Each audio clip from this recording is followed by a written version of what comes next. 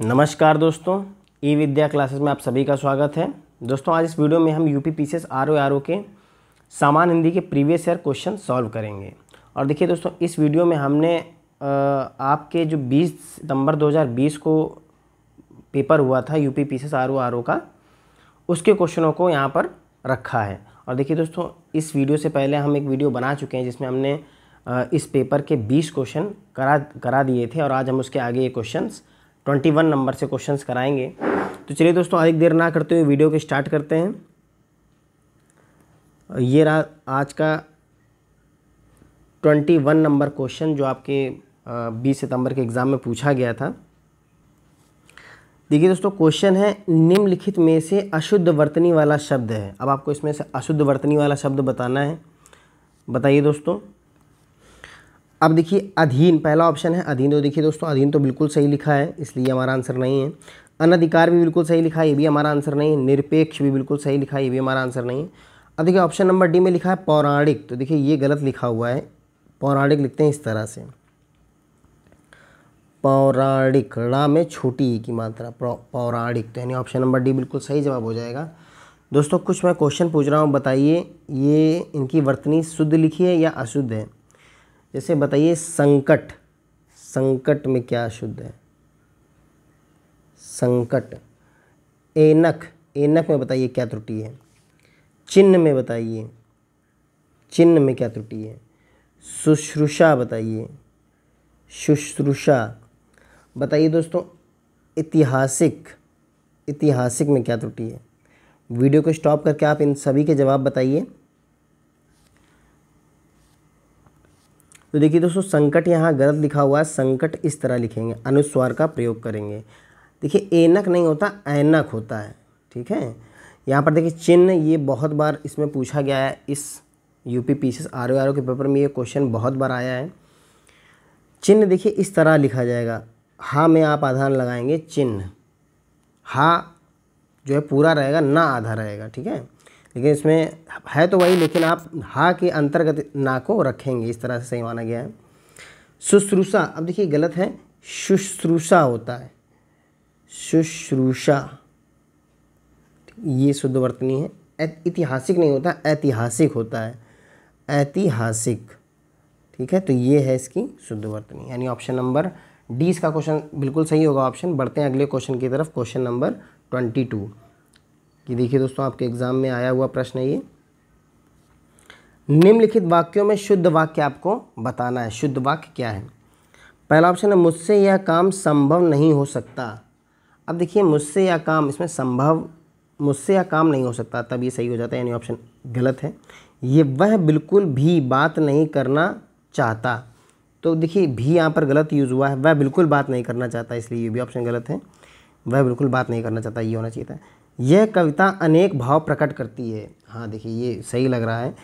चौथा ऑप्शन है इन दोनों में केवल यही। अब देखिए केवल भी आ गया, यही और यही भी आ गया, तो इन दोनों में यही अंतर है, इन दोनों में यही अंतर है, ये सही रहेगा। यानी ऑप्शन नंबर सी बिल्कुल सही जवाब हो जाएगा इस क्वेश्चन का, ठीक है। बढ़ते हैं अगले क्वेश्चन की तरफ, 23। ये रहा दोस्तों क्वेश्चन नंबर 23।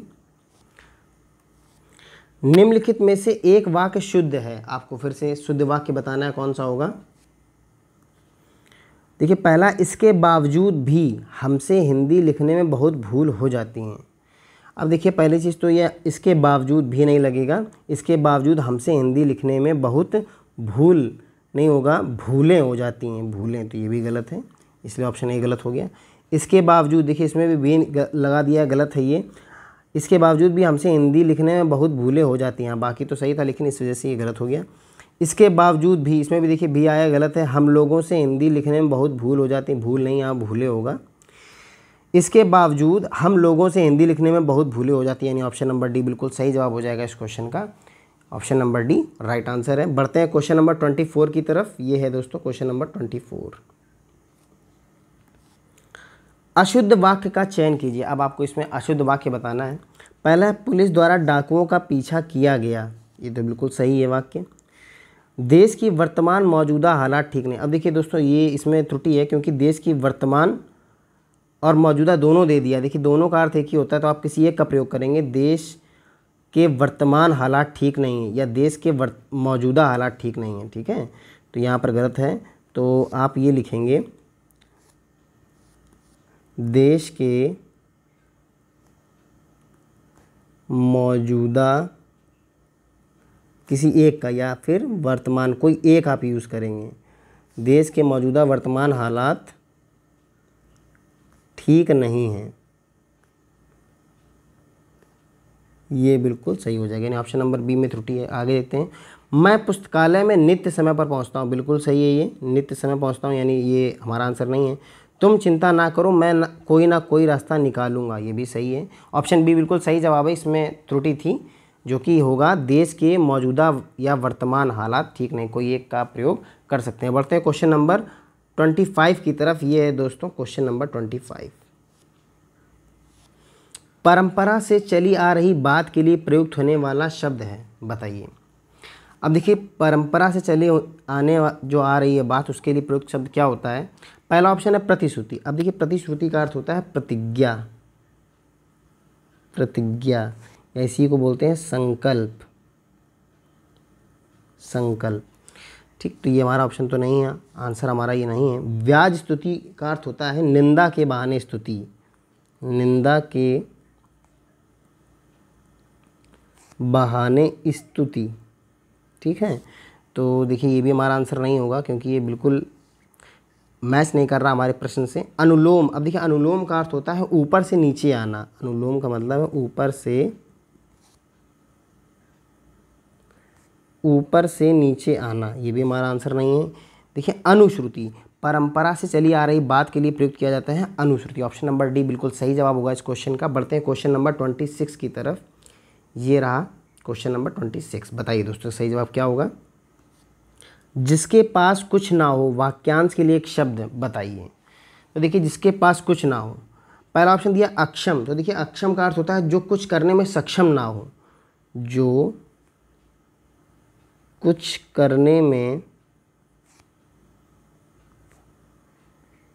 सक्षम ना हो, पहला, तो ये तो हमारा आंसर नहीं है। अकिंचन, अकिंचन का अर्थ होता है जिसके पास कुछ ना हो, यानी ऑप्शन नंबर बी बिल्कुल सही है। अब देखिए, यहाँ पर अज्ञ है। अज्ञ का अर्थ होता है जिसे कुछ ना आता हो, जिसे कोई जानकारी ना हो, जिसे कोई जानकारी ना हो, ठीक है, वो होता है अज्ञ। इसका अगर विलोम देखेंगे तो हो जाएगा अज्ञ का विज्ञ, ठीक। असमर्थ, जो कुछ करने में समर्थ ना हो, जो कुछ करने में समर्थ ना हो, वो होता है असमर्थ, यानी हमारा ऑप्शन नंबर बी बिल्कुल सही जवाब है, बाकी इस प्रश्न के जवाब नहीं है। बढ़ते हैं क्वेश्चन नंबर 27 की तरफ। ये है दोस्तों क्वेश्चन नंबर 27।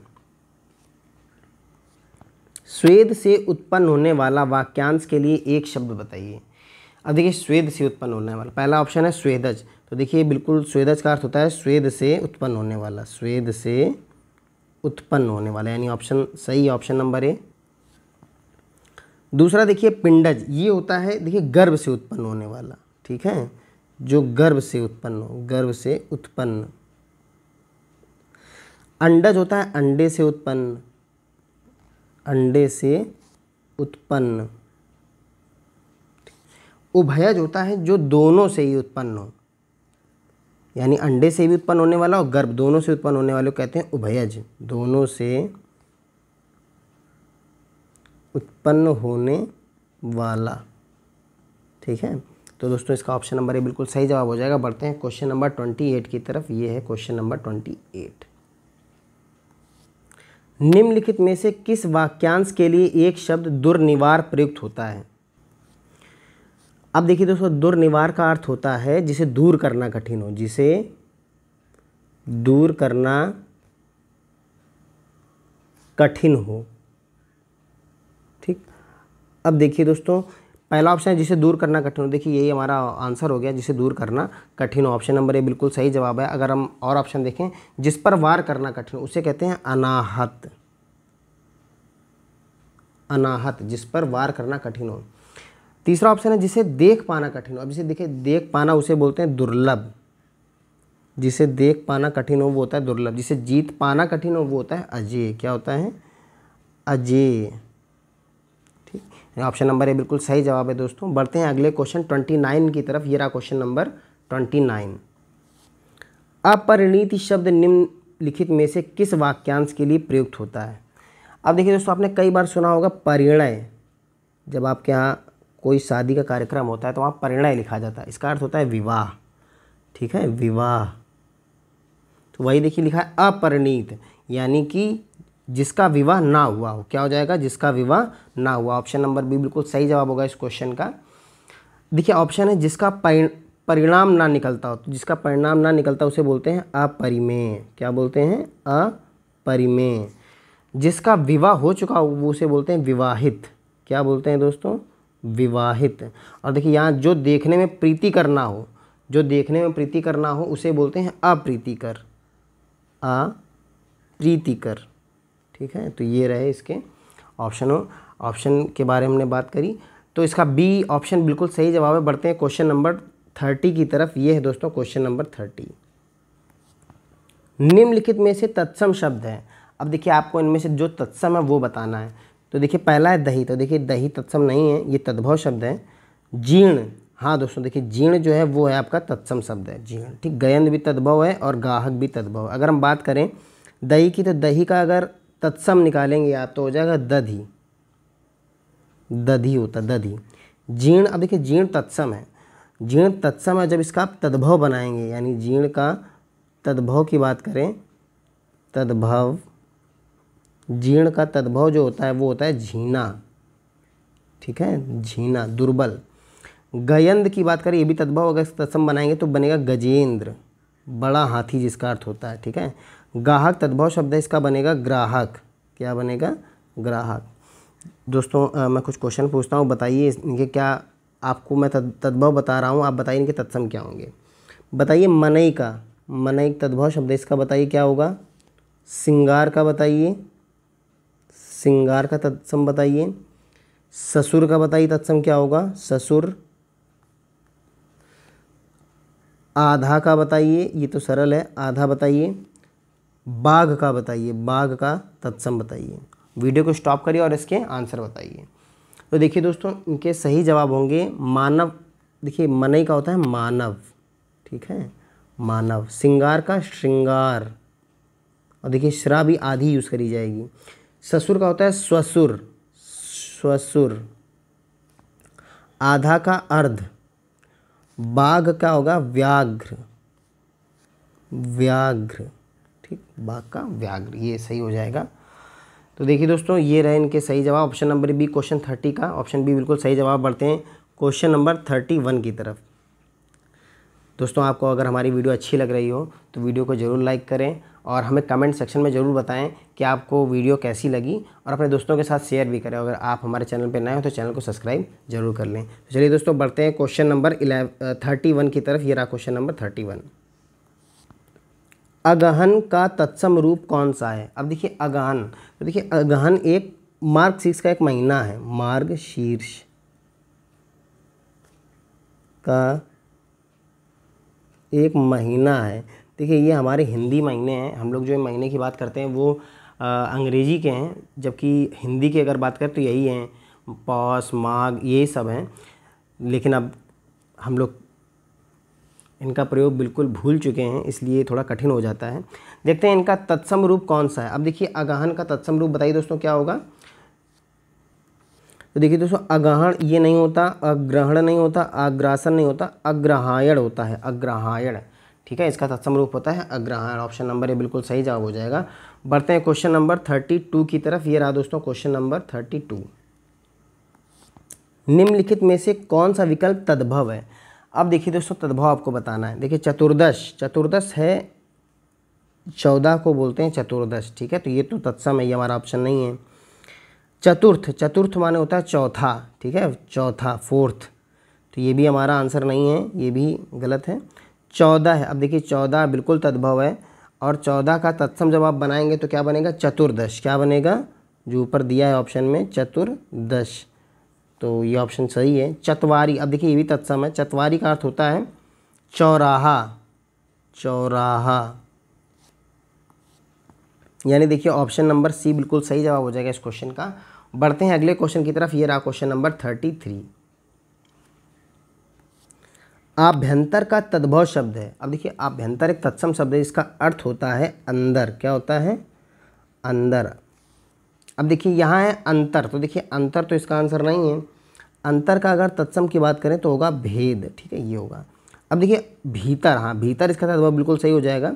अभ्यंतर का अर्थ होता है भीतर या अंदर, बिल्कुल सही है। बाहर की अगर बात करें तो ये भी हमारा आंसर नहीं है, लेकिन इसका अगर हम तत्सम की बात करें तो बनेगा बाह्य। बाह्य, ठीक है, ये सही रहेगा। गहरा, अब देखिए गहरा भी तद्भव है, इसका अगर तत्सम बनाएंगे तो बनेगा गंभीर। ठीक है दोस्तों, तो ये इनके सही जवाब हैं। तो बढ़ते हैं क्वेश्चन नंबर 34 की तरफ। ये रहा क्वेश्चन नंबर 34। करपट का तद्भव रूप क्या है? करपट, अब आपको करपट का तद्भव रूप बताना है। तो देखिए पहला ऑप्शन है कपट, तो देखिए ये तो नहीं होता, इसका अर्थ होता है कपट का अर्थ होता है छल, ये तो नहीं है। कारपेट, अब देखिए ये भी इसका आंसर नहीं, क्योंकि कारपेट एक अंग्रेजी शब्द है। अंग्रेजी शब्द है, जो हम लोग क्या चटाई होती हैं अंग्रेजी में उनको कारपेट बोलते हैं। ठीक है, तो ये भी हमारा आंसर नहीं है। कपूर, देखिए कपूर करपट का तद्भव नहीं है, बल्कि कपूर एक तद्भव है, वो उसका अगर तत्सम की बात करें तो बनता है कर्पूर। क्या बनता है? कर्पूर, ये भी हमारा आंसर नहीं। करपट का तद्भव होता है कपड़ा। ऑप्शन नंबर डी बिल्कुल सही जवाब है। करपट का क्या हो जाएगा? कपड़ा। बढ़ते हैं क्वेश्चन नंबर 35 की तरफ। ये रहा दोस्तों क्वेश्चन नंबर 35।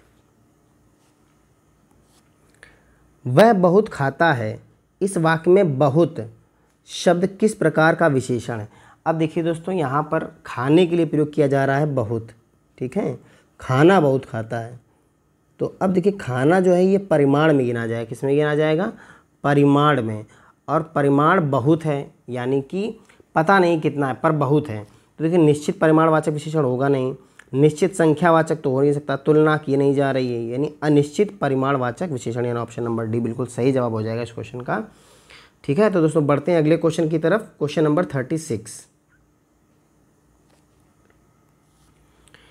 देखिए दोस्तों, निम्नलिखित वाक्यों में से वह वाक्य चुनिए जिसमें गुणवाचक विशेषण का प्रयोग किया गया है। गुणवाचक विशेषण का, अब देखिए दोस्तों यहाँ ऑप्शन है ऐसे आदमी लाखों में से एक होते हैं।